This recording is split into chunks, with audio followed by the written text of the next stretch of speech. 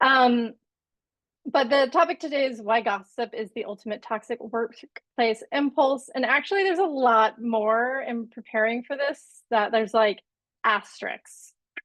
I should say there's actually more complicated than that. Not a big surprise, but we're going to jump into that. So I'm going to do a brief intro. You all know me, so it's going to be super brief. The why behind trust chats. I also have a check-in question for everyone today, and then about 15 minutes of content, and then we're just going to talk it up. And I got feedback in the last session. We were doing all Q&A through the chat, which required like me to read it and then me to respond, and it was a lot of me talking. And so if you are all game and willing, we are going to have more people talk and just have more of a conversation, which is the goal of it. This is me. You all know me, so I'll be quick. But one of the reasons why I started the Growing Trust series as an addition to my consulting work is like, we just need more skills out there. I think the stuff that is really like when I talk to most people about what's super tricky at work, most of the time it's like, oh man, I'm not sure how to manage my staff, or like, wow, how do I engage with this other person? Or, I'm having this conflict between a peer of mine. Like, there's a lot that's happening in that space. The technical things, like we are so comfortable going to ask for feedback or like problem solving and doing that. But the other piece is sort of like, I guess that's just the way it is, and there's nothing we can do about it.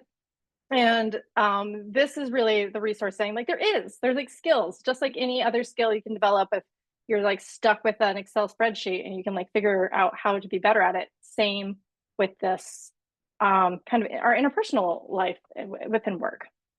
So my check-in question to all of you and practicing having more voices in our conversation is, what comes to mind when you hear the word gossip? So Azanti, you're always primed for me giving you a check-in question. What comes to mind when you hear the word gossip?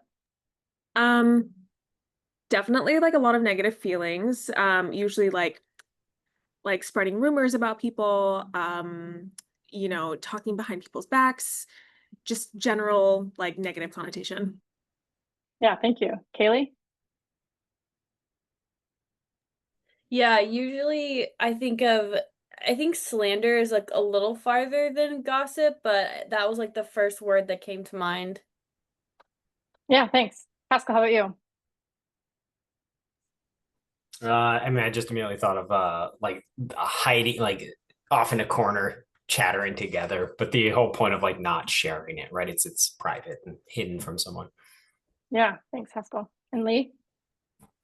Just like phrases pop into my head in addition to what everybody else said, but just like, did you hear? Or this is just between us, or things like qualifying phrases right before you go into something that maybe you shouldn't be doing. Yeah, and I find sometimes the clarifying one that I hear is often like, don't get me wrong, I think they're great, but have you noticed that they? And it's like, I'm not sure where to go with this. Do you think they're great or not? Like I'm confused. And I think the reality is it is kind of a interesting space, and part of you really wants to know. And the other part's like, oh, do I want to be engaged in this? So that is what we're here today to talk about. So I'm going to share my origin story with gossip. Some of you know, but my undergraduate degree was in psychology. And I remember one of my first classes was psychology of prejudice, hate, and violence. And it was this pivotal class that I still remember today, as in I brought it into my presentation. But there was a whole class around like gossip, basically. And I remember the key takeaways: gossip may seem trivial, but it primes minds and cultures for deeper prejudice and violence.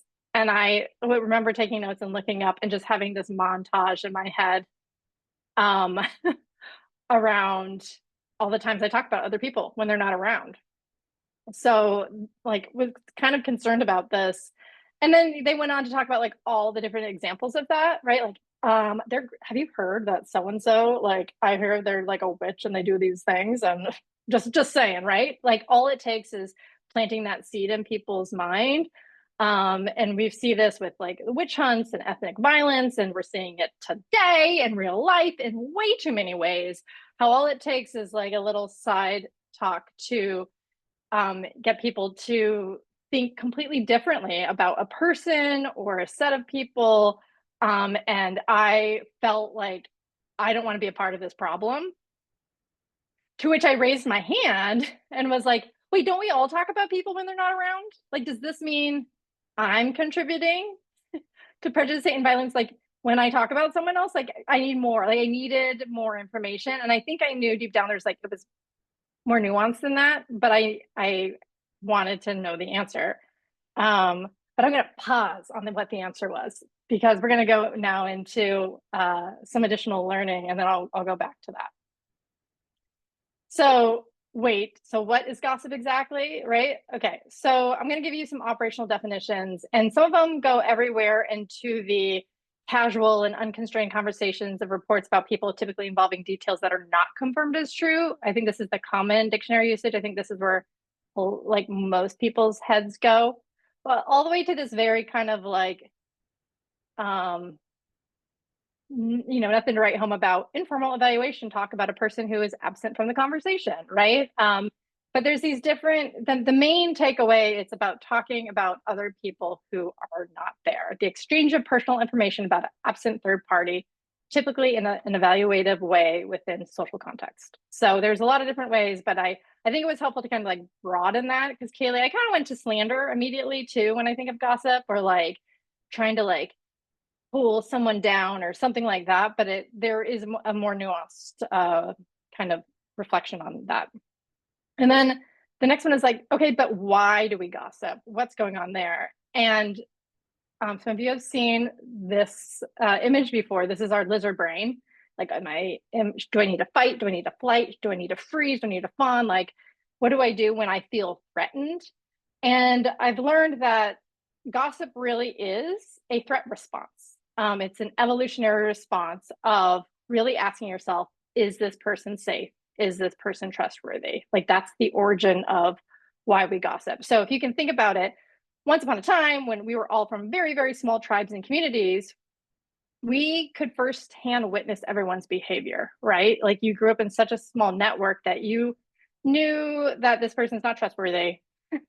Like, don't give your like important things to store for the winter to this person, because they're not super reliable and they will let it rot. So like, it's just tribal knowledge that they're not super reliable, they're good at this and not that, and that person's generally not trustworthy, right? We had the information at hand, so we didn't really need to hear it from others. But as our social networks grew and as our communities became too large for us to be able to witness all of the behaviors and interactions that people had, we needed to rely on someone else to give us that information, right? So if I need to figure out if I can trust this person here, who within my network might know that person from their experience? And that's where it gets a little hazy, because you might not you don't have that firsthand information, and you're trusting it's coming from this person. And it really was sort of an extension of our threat response and trying to figure out whether we are safe or not in a social setting. And because we are such social beings, and like, we survive as a human race by being social, like an exchange of goods and safety and relations, gossip became sort of a strong pillar in how we functioned in a growing society. Fun fact, am I right?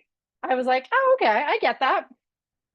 Okay, but how prevalent is it? Like, when I rose my hand and an undergrad was like, wait, don't we all do this? I'm confused. Like, how is like the world prejudice, hate, and violence attached to this if we all do it? And in fact, 60% of adult conversation is about people who are not present, which is kind of blew my mind. And then also I was like, well, yeah, I can see that, right? And I think it can change depending on the person, right? But the average was 6% of adult conversation is about people who are not present. And then this was actually a question that was asked, but is all gossip bad? And the reality is no, it's not all bad. And I think that's the thing that I really wanted to delineate. And I feel like I was a little clickbaity in my my trust talks like overview. But the reality is like, there is value in sort of a history of how gossip has been used to support society in different ways, right? Like it can reinforce values or warnings of other behavior that could have been harmful, right? Like, you know, a teammate quickly shares that the vendor broke protocol, like, hey, they don't actually do that in the way that's supposed to be safety. I wouldn't use them again, right? That would be a way to support and maintain the standards. Relationship bonding, right? Complimenting someone when they're not around can build trust and show that there's this like positive sharing when other people are around. Information sharing, right? Providing useful, accurate updates, alerting peers to senior level management's decision on things like, hey, I heard this from so and so, this is what's going to happen. And it can allow for alignment and reduce the like uncertainty that we might face. And then there's also this, and this is the like this last piece is sort of, I think, the tricky space where we're all like, am I giving advice or am I not being helpful? But here's an example of to get advice on how to handle a conflict and is generally considered acceptable, like telling a hire, you've given feedback to a person before, this is how they responded, this is what you could prepare for, right? Like giving some context to things. So this transmits tactic knowledge and safety. So this is one type of supportive gossip that's out there. And then here's kind of the more harmful ones where I think my head went.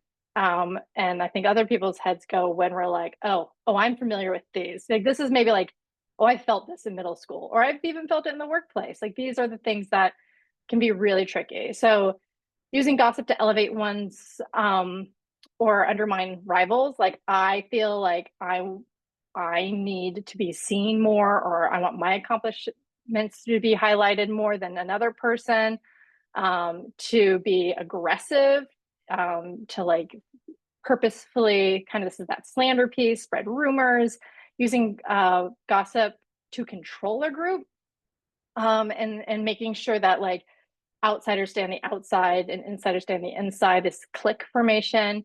And then just also, I'm sure we all have maybe a person in their lives that just wants to share other people's news. This is where everyone's thought bubble has like a face in their head. Like I know mine does. And I'm like, that is not your news to share, right? Like it is tricky to have like really like impactful, like, oh my gosh, I just found this out. And we often feel really valuable when we can be the person who shares that, even if it's not your news to share. And especially if this is like sharing that personal information could be embarrassing or like not helpful to the person you're talking about. Any questions so far? Okay, I'm gonna keep going. Okay, resuming my story. So don't we all talk about people when we're not around? Like, what's going on here? I don't want to be the one that contributes to this. And the response was, your intent matters. What is your motive for talking about another person? Is it social comparison? Is it power dynamics? Or is it to understand and be supportive? And for me, like, I just needed a little bit of that golden rule, something that was like, okay, my intent matters. That's awesome. But it turns out 20-year-old Dallas was like, got it. Okay, love it. But it takes self-awareness to understand what our intent is. I don't know about you, but when I was 20, I could think of that my intent was still great. But like, as I dig deeper in my 40s, I'm like, nah, you still were trying to just get an edge up on something, right? Like you were actually still just insecure. Like that was an insecure move right there. That was not grounded in confidence. That was not grounded in like sincere curiosity. You shared that because you knew if you shared it, people would be like, oh my gosh, you know, and you would get that little like spark of like that hit of adrenaline that you just shared something that was juicy and everyone's leaning in and they want to know more and you feel like you have a friend in that situation. Does this sound familiar to people? It's like a different kind of bonding. Yeah, it's a bonding opportunity. And like when you're feeling like, I'm not sure if I fit into this group, but I can share this knowledge and everyone is going to really lean in. Ooh, it's worth it. I'm going to do it, right? Even though afterwards it kind of felt like that doesn't feel good. There is this like immediate hit. So like, this is that self-awareness piece of, am I gossiping to elevate my standards? Am I gossiping to resolve uncertainty or fill gaps? Am I trying to shift informal power? Am I releasing frustration or anger indirectly?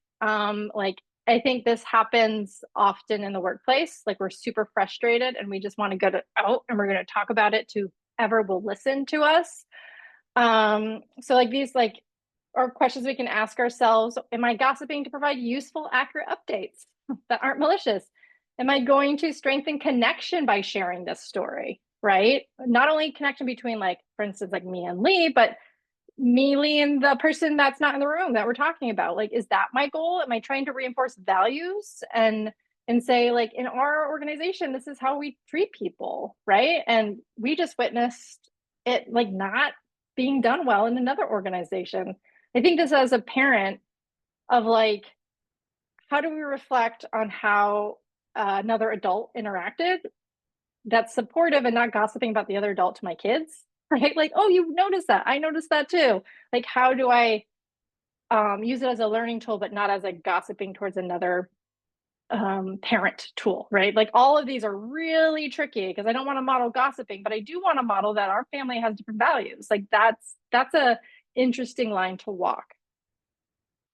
And I want to note that it's very important that you can say the exact same thing, and depending on your deep down intent, it can mean totally different things, right?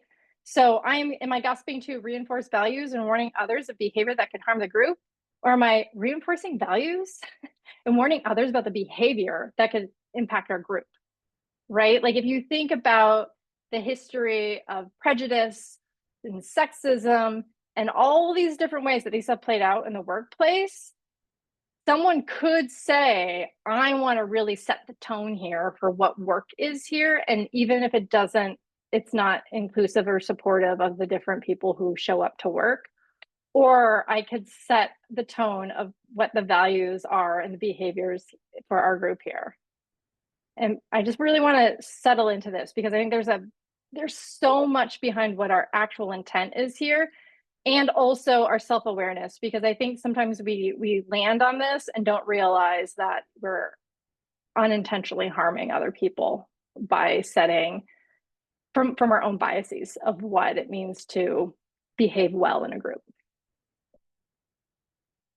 Okay, so for me and my self-awareness, I have kind of been amazed at how my own self-awareness has grown really through therapy and better understanding my past. So if I think about 20-year-old version of Dallas, I did not have enough context of my life to date with a trusted like therapist to really unpack why certain behaviors were just so hard for me to manage and why that often led for me wanting to gossip about said individuals. So like on this side is me like needing to release frustration because working with lots of people can be really tricky, right? And like I would have big reactions to my interactions with people because it was just so like, I can't believe they would do it that way, or that's so frustrating.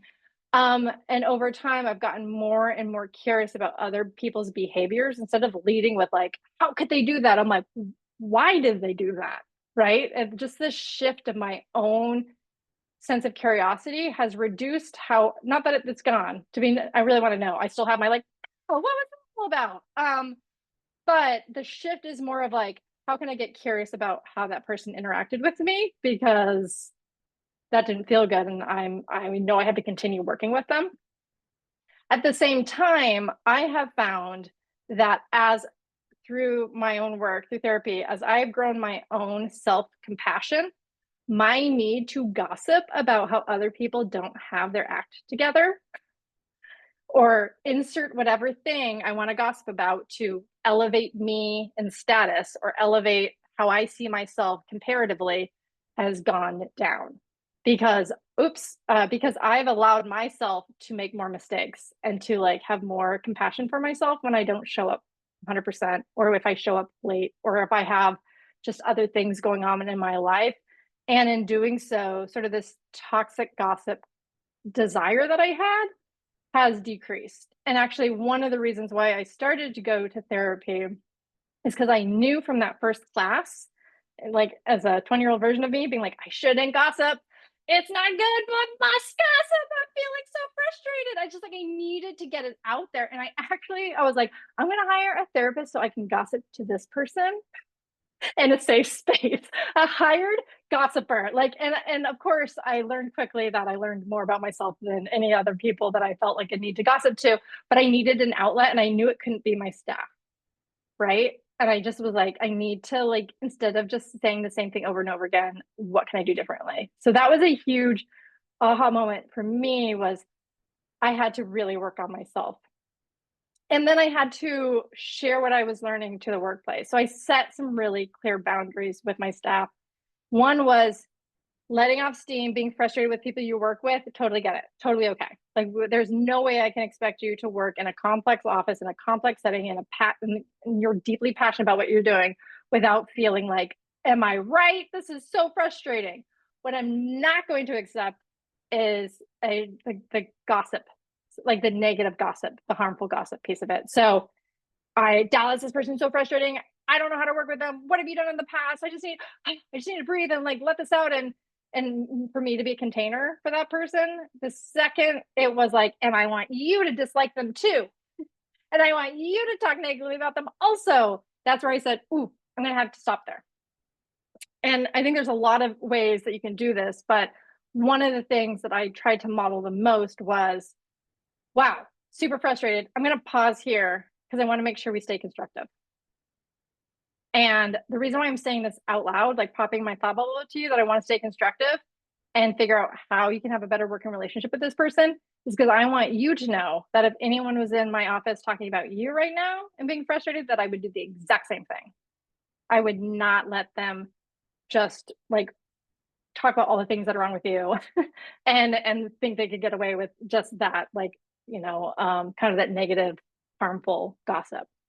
And I think what that did is it fostered the trust, where if someone walked into the office frustrated and closed the door, there was this like sturdy leader feeling that my team would have, being like, I trust her.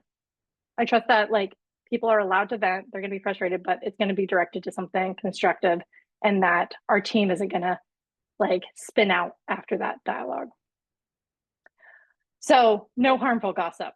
Right? Not just no gossip, no harmful gossip. And I think this is like the new tweak to my slide deck that I wanted to add, because people are allowed to talk about all these other things and ask for, what's your opinion on this? Or, they're allowed to talk about other people. Just that harmful gossip was a stopping point that I set for everyone.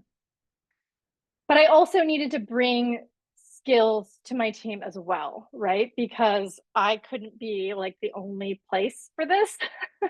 Like, people needed to develop skills, and many of us are underskilled in addressing conflict and giving and receiving feedback, which is why we gossip, right? Like, this person has been bothering us for like 5 months, and we've never told them that they're bothering us, because gossip is scary. We don't have a lot of practice. I mean, feedback is scary. We don't have a lot of practice, but we have lots of practice with gossip, right? So when you're in a tricky situation, are you going to do the thing that's like super easy for you, or like kind of hard for you? And I typo R. Okay. So what I would do is I would build out a library. This was before I developed the Trust Together series. I just had like all my favorite books and say, you should read Difficult Conversations. Thanks for the feedback is really awesome. Rattle Candor is a super good start. Like, here's some resources. We need to have a shared vocabulary, because we actually spend more time with each other than our friends and our family. We spend 40 hours a week together. We really need to figure out how we can communicate better. And then over time, I developed a training with my team at Greener U at the time to be better at giving and receiving feedback, developing trust. And that has turned into the Trust Together workshop that people can have access to now. So this is a little bit of bringing this to the workplace. One of the most important things, I wrote bosses here, but I just want to be clear, like, it can show up for wherever you are. You are going to be a culture creator in how you choose to show up. But bosses particularly often are modeling harmful gossip, right? I don't think I've ever had a boss that did not gossip. or even like I work with a lot of people, like a lot of people. And they have a tendency to be like, oh, Dallas, I'm going to tell you something. And even with my clients, I'm like, I am going to set a boundary with you right now, because I want you to be able to trust me in the bigger picture. But if a boss is going to gossip, it's going to reduce the trust of the team because they're going to walk away with, wait, if you say that to me, when I'm out of the room, like we just have this worry stone that is now going to be hanging out with us this whole time. Sort of the opposite of what I was trying to explain earlier of like when someone goes in the office, looks at you and closes the door, you're like, oh no, like where, like there's this nervousness that comes along with that. So in many ways, this gossip culture can start with the boss. Little T Swift here for you, that it's actually like we are our own problem many of the times because we are not willing to not gossip ourselves, right?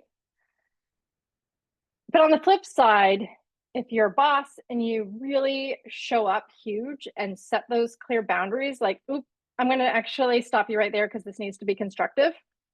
You are modeling what it is to shift the culture. And you're modeling what it is to to shift from this harmful gossip to a more constructive, let's talk through this together. And that is not easy, right? And you're going to mess up. And so this is my other little note here, that you are going to try, and I think that trying piece is so important. And my little personal anecdote on this one was I used to carpool a lot with a staff member, and we worked at a university together we spent a lot of time at this university, and we're not getting our initiatives passed as much as we wanted to. And I remember just driving home one day and was just so frustrated at a particular person, and it was all gossip. It was like the harmful, like, I just want to just say all these things, am I right? And I just wanted validation, and I just wanted this person to be like, you're right, Dallas, that person is horrible to work with. And I dropped them off, and because I was their boss, and I was like, immediately had that like, oh man, I did not model this very well. Ugh, and I felt sick to my stomach, and I immediately texted them and was like, wow, I am really sorry that I just dumped that all on you. That was all gossip. It was not supportive. It was not constructive. And I put you in a really tricky situation as your boss asking for you to validate me in my work. And I just want to apologize for putting you in that situation. And he responded like, yeah, that was really uncomfortable. And also thank you for your apology.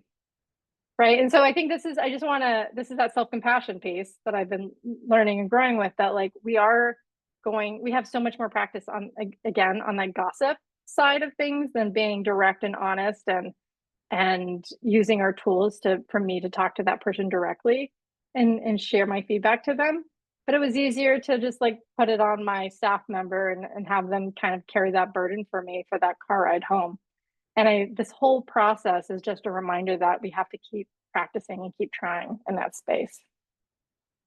So what does it look like? What does it look like to be a positive deviant at work? And if you haven't read it, I have a blog post on being a positive deviant. It's like willing to not go and do the norms that we see, willing to step up and be an upstander for the type of culture we want to see in our work. And so it can look like this in a couple different ways. It can be intervene harmful gossip, pause to check in, like calling out information or harmful stereotypes. It's to promote positive gossip, right? Share stories that humanize people, or even like I really like this, like building curiosity of, ooh, why do you think they're in that place? What's your most generous interpretation of why that person reacted that way? Like recognizing, like, I wonder if there's like something else happening in their life for that big reaction, right? This reminder that we are all trying our best out there, and sometimes we don't show up in the way we want to, and give some space for that. So, and the other piece that I'm really pushing is create safe for people to have feedback, to have grievances, but doing it in a constructive way. And so much of that, I personally believe, is again developing that skill set having a shared vocabulary and giving the opportunity for people to know what to do, especially at work with the frustrations that they have, instead of like, button it up, nothing should bother you. When the reality is there's like a lot of reasons why working with other people is hard, and how do we develop that skill set to have healthy conflict, to give feedback, and to be constructive in our challenges with other people. So that's the formal presentation. I want to like open it up for Q&A or storytelling or questions, but the two questions that I got in advance was, is there such thing as positive gossip? Yes, there is. And then how do I figure out about adding to the gossip mill and how to stop being a part of the rumor mill? And I think the presentation covered part of that, but I want to open it up to all of you to see what else you would like to talk about and share. I had one thought, if I can jump. Yeah. Go ahead, this is sort of related. It's also related to the feedback topic. But while you were talking, I was thinking about a friend of mine who's a psychiatrist, and one of his treatment methods is called open dialogue. And that's where he and the care team talks about the patient in front of the patient. The patient sits there and they talk back and forth. And I was thinking, like, part of gossip, the problem is, like, I don't know what people are saying behind the door. And this whole idea is you just bring them in and you say it. You could say, I'm really frustrated. I had this deadline and so didn't complete it. I feel like it doesn't seem like they're focusing on it. And then the other person can respond, and you have this dialogue in front of the person. It's just an interesting approach that sort of, one, it makes feedback easier in the sense that you're not talking to the person. And two, that person now knows exactly how you feel about them. Like, it builds a lot of trust because there's no longer a question of what's being said behind closed doors. What are the bosses, the supervisors? What is everyone saying? You're just doing it out in the open. So it's just an interesting approach to diffusing gossip. Oh, Haskell, I'm really glad you shared that. There's actually an organization. I'm trying to think of their name. This is in this book, The Everyone Culture, where they literally record every single meeting. Like it's part of their, it's part of their protocol, because when we know that the person who we're talking about could hear what we're saying, my guess is that the way that person is, that like, if I'm talking to Azanta about you, my tone and my choice of words and my curiosity will probably show through much more, knowing that you're witnessing that, than if you're not there. And I think that can be like, my initial reaction is like, ooh, that feels icky. I don't want to see people talk about me like as though I'm not there. But right. I think what I've learned from you through this person is that they like tell them what's happening. We're going to do this thing, and we're going to talk about, but what we normally talk about with you present, so you get a sense of how we talk about your diagnosis or whatever. Is that right? Yeah, and I think you're spot on that it enforces the intent piece. It suddenly becomes because the person is there. It's going to be a constructive minded conversation, right? It's not dishing. It's, here's a legitimate frustration, and I would like to share that. And in that, I believe in that model, the person actually does get a chance to contribute as well. Yeah, very interesting. And maybe that's the thing that we think about whenever we're talking, is that actually setting that person. Yeah, imagine they were there, right? Yeah. Pretend they're sitting in the corner, or you're recording that meeting. That's the other piece of advice I heard once, is never write in an email what you don't want on the front page of the paper, right? If it can't go on the front page of the newspaper, it shouldn't be written down on an email. So, or probably said out loud to someone either. Right? I mean, it's so true. Lee, you had something to say. I was just going to say, off of what Haskell said, that's such an interesting model. And I guess it's also easier because you're starting with eye contact with someone else rather than eye contact with that person. So there's like that less confrontational feeling behind it. You're talking but at the same time, you're being more considerate because you know they're sitting there. So that's really interesting because my initial reaction was, oh, I don't know how I feel about that. But I actually think it could potentially be very productive. That's so interesting. Um, but oh, I just lost my train of thought. Um,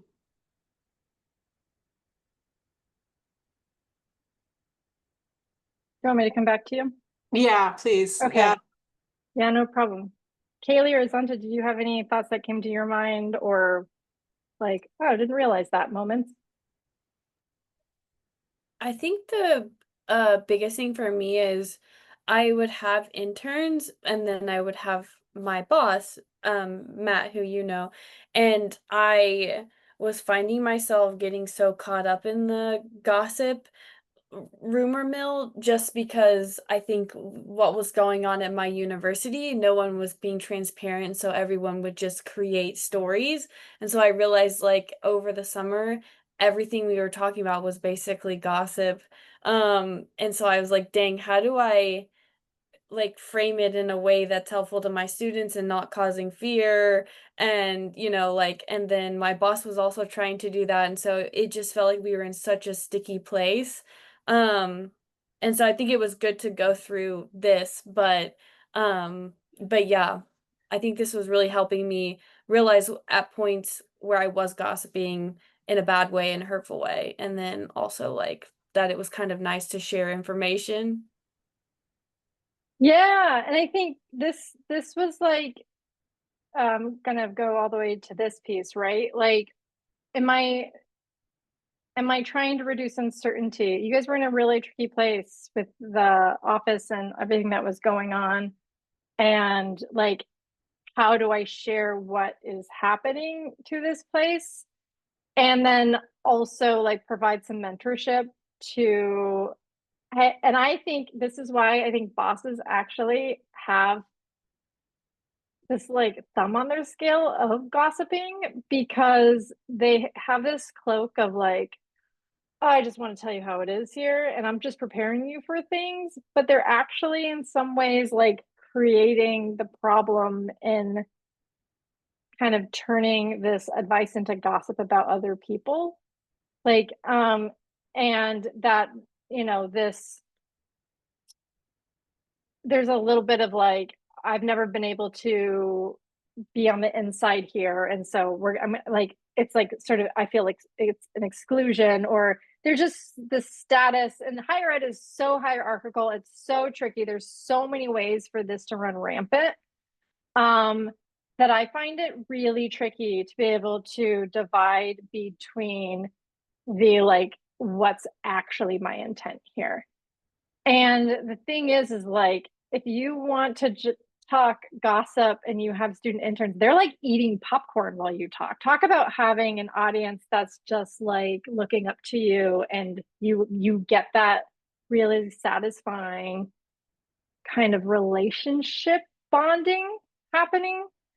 And I think one of the things that I have to remind myself is like, am I escalating or am I de-escalating in that moment? Am I like adding fuel to the fire? Does it actually help my students to like long-term help my students to like build this up? Or is it actually more helpful to say, whoa, let's get curious? And my main framing, especially when I work with students, because they would very much be like, and those people, and they won't do it. I was like, whoa, the second we label people as a them and a they, we become a them and a they to that group. Like we immediately just like separated us as like working against each other instead of working with each other. And we are not going to get anywhere with that approach. So as even if the other group is not ready or willing to be super curious about our intent, we can get curious about their intent and try to meet them where they're at.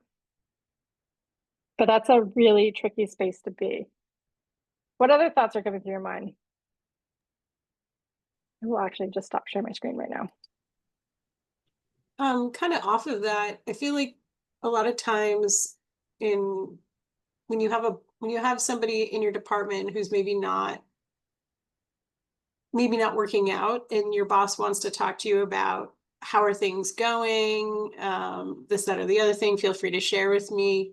Sometimes it can feel uncomfortable as to like, how far am I supposed to go with what I'm saying versus like what makes sense, because as a unit, we need to reevaluate this position and if this is actually going somewhere versus, negative gossip. I feel like that can sort of lead into a tricky situation, especially if sometimes the report continues after the situation is complete or has been finished.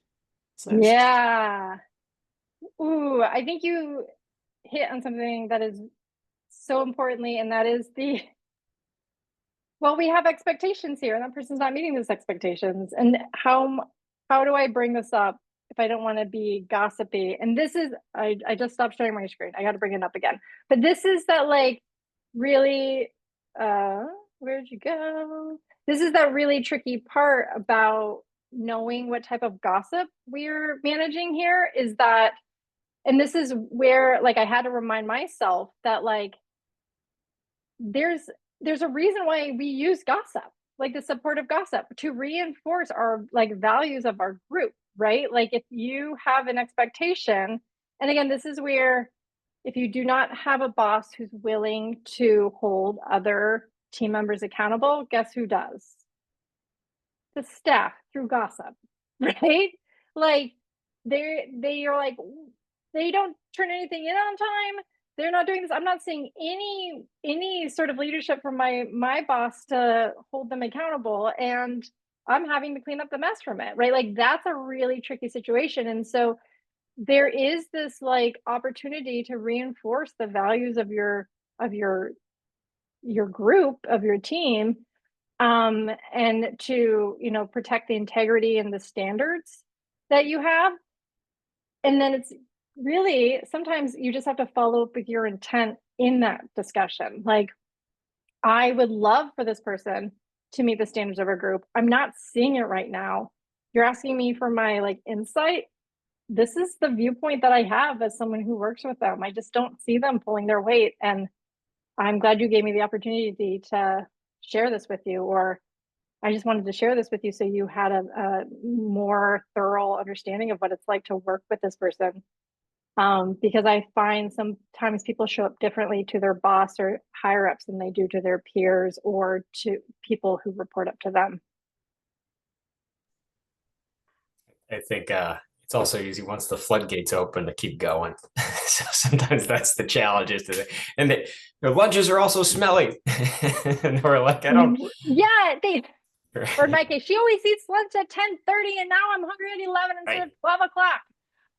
Right? Like, what of this is like of super importance? No, Haskell, I'm glad you said that. And I think what I want to know, this is where so many people who are bosses need to be that gatekeeper for you, right? Like, yes, I will do my best to like pull myself back, but like sometimes I need someone else to be like, Dallas, thank you for sharing. I just want to pause right now to make sure we stay constructive. And I'm like, okay, can I take back the fact that they have smelly lunches? That was just me being frustrated, right? But like, I do mean to share that this other part is really impacting our team, because that floodgate moment, really, if you've been holding on for that long, it's tricky.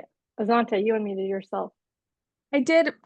A lot of this is also, I'm thinking about gossip in a lens of like how it probably trickles into work from your personal life too. Like I have a family member who uses gossip as like it almost is like a tool for attention, but because of her upbringing and of like, being a middle child and like all of that. And so that like kind of trickles into the way she works and the way she has relationships in real life. And I can imagine like having a terrible morning driving into work, and you know you know how you do that thing when you're driving and somebody makes a mistake in front of you and you're like, that's the worst person ever, like this is the worst driver and this person actually also probably sucks, and and it just becomes like a whole thing. And I'm just like, when you think about that from like a work perspective, I've been just reflecting on how it can really like leak into all parts of your life and kind of and really ruin relationships not just from a professional perspective, but personally too. That's more of like a comment more than and a reflection more than anything. Yeah, exactly. I mean, that's amazing though, isn't it? Like, I think this is our part that, and like one of the first things we talk about in the Trust Together workshop is to be able to understand how you're showing up and how you're like, what is your window of tolerance, which is like your ability to handle tricky people or like someone that cuts you off. If you are well rested and you had a good meal and the sun is shining, man, that person can cut me off. And I like, my thought process is like, oh, maybe they need to go to the hospital and meet their new baby, you know, like that's my headspace. Like, but if I'm tired and frustrated and like I spilled everything on the floor right before I left and like nothing's going wrong, I am not thinking that about that person that cut me off, guarantee. And I think it's just this awareness of being able to kind of look at myself from the outside, like as a spectator and be like, ooh, what's going on there? And I think, you know, two things are true. That person cut you off and that was dangerous and it was frustrating. And also you are showing up in a certain way depending on all these other elements in your life. Thank you for sharing that. Anyone else have any thoughts? Yeah, Lee. I was just gonna say, I think another tricky situation I've experienced at work is just like when you work with different departments and you don't have the same supervisor, but there's people you work with regularly and there's no clear way to give feedback other than directly to that person. I feel like we were talking about before with avoidance, in order to avoid confrontation, I feel like those situations, especially since there is that other, like they're a different department and you're still working with them a lot and you don't want to make the confrontation, I feel like those I'm really susceptible to gossip. Yeah, I feel that. Lee, I have a story to share that is like kind of bridging the gap between the first workshop on how to get feedback to your boss and how not to gossip. It's a personal life. For those who don't know, Haskell and I are married and we have kids together. So this is how we're going to draw him into this. But our daughter is playing soccer and she's played for a couple years and is liking it. And then this is a new coach this year, and this coach yelled a lot, like kind of like, you should be in another part of the field. And she's like, I don't know, like I'm fourth grader, you know, give me a break. And did not like it and was like, I'm not playing anymore. I quit. And I was like, whoa. we can do something about this, right? And so we were in a situation where like I found myself as a parent wanting to gossip to other parents about like, I mean, am I right? Is this woman just so gossipy? Why is she so gossipy? Blah, blah, blah. And fun fact, I did, not to anyone else on the team, but like to another neighbor. Yeah, water's on the thing and this woman is yelling. And then of course I got this like pit in my stomach and I was like, we actually have to give her feedback, right? Actually have to do like, I got to do the thing that I talk about. And to model to my daughter that like if something's not working, how do you actually like let that person know? And I was like, there's a chance that she doesn't realize that's impacting you that way. Let's bring it up. So I contacted the coach, talked to not the yelly coach, but the partner who also coaches, their coaches. And I started giving feedback and their response was like, well, you know, we have to yell across the field and do all these things. And I gave myself my own advice. I was like, whoa, I forgot to say something really important before I got started. My relationship with feedback is that it's like, one, I do it, I like train people on it. And I like actually, I give feedback to people when I really care about their work. And I think it's really important. And I like getting feedback and I really appreciate when people give me feedback. So that's why I'm sharing this with you. And his tone shifted so quickly. He was like, no, yes, no, I'm really glad you are giving us this feedback. It's like, wow, a bunch of fourth graders are kind of exhausting and all these things. And I was like, yes, oh my gosh, I hear that. And this is what I'm hearing from my daughter. And it's been really tricky because she feels like she's getting in trouble, but she's just learning. And he's like, got it, the tone, and we like talked through it. And she showed up to practice like her next game and was like, she scored her first goal, everybody. It was awesome. Aww. But they like shifted and their behavior changed and Water got to see it firsthand. And I was like, I could have personally, as a parent, could have spent my entire season gossiping about how awful this coach is. Like, it would have been so much easier. But maybe my daughter would have learned that's how you handle conflict. 2, she would have probably still hated soccer because it didn't change the woman's behavior anyways. And it, like, I kind of felt like, yes, it's my role as a parent, but I also felt like, is it my job to tell this person about coaching? And sometimes I think, Lee, to your point, like, I don't, like, how do I give feedback to this person?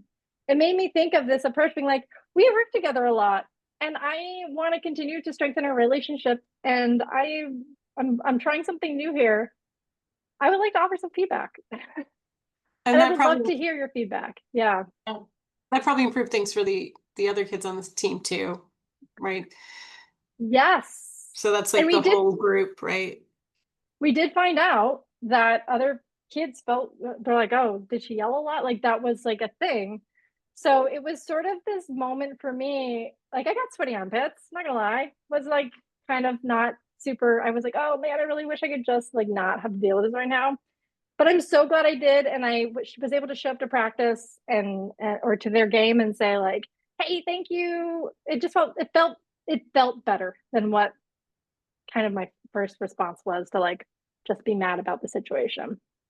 And just like specifically in that context, it's probably that tone change you heard was also like, how many times have we heard about angry parents yelling at coaches, right? And so their immediate reaction was defense, right? They were just like, And that's one of the reasons why I didn't want to bring it up. I didn't want to be that parent who's yeah, not volunteering. I'm not volunteering as a coach right now, but I'm going to complain to you about Yeah, you yeah. volunteering to coach my kid. Like, it felt weird, and I was like, I got to do it, you know. And of course, I offered to support where I can as a parent.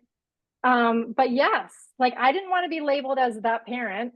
They didn't want to be confronted by the angry parent. Like, it was just, it could have been all these things. So I really wanted to give that space to say, you're doing a lot. And also, this is why I give feedback, not to be nitpicky, but because I would want to know.